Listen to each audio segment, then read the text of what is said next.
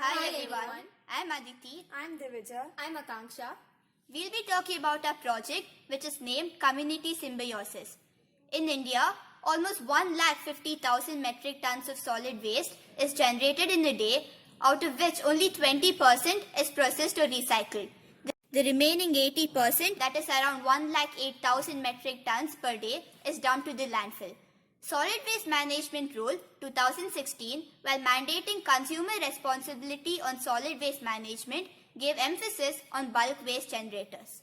A school is considered as a bulk waste generator, Without realizing, schools generate tons of waste together, which include paper, food waste, e-waste, sanitary waste, plastic, etc. Hence, schools are legally bound to ensure that their waste management system is in accordance with SWM rules. The amount and composition of waste generated is different for different schools.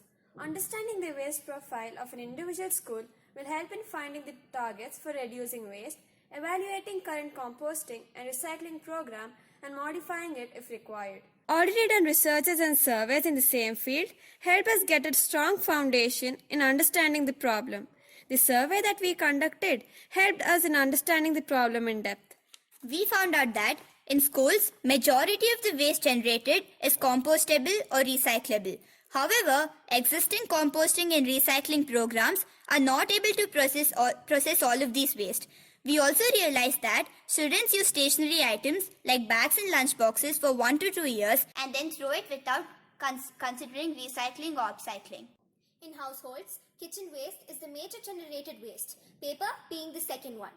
Survey conducted in households proved that waste management system in the community is not efficient. People are aware of prevention, reuse, recycle, recovery role in waste management. However, the knowledge is not resulting in any behavior change. We propose a community symbiosis model with the school as its center. We have taken inspiration from industrial symbiosis as a solution for the existing problems associated with waste management systems in In schools. this model, various types of waste generated in schools and the community nearby are used by different micro, small and medium enterprises. This ensures the most efficient waste management system. we also use principles of nudging to practice recycling and bring about some behavioral changes. Thank you.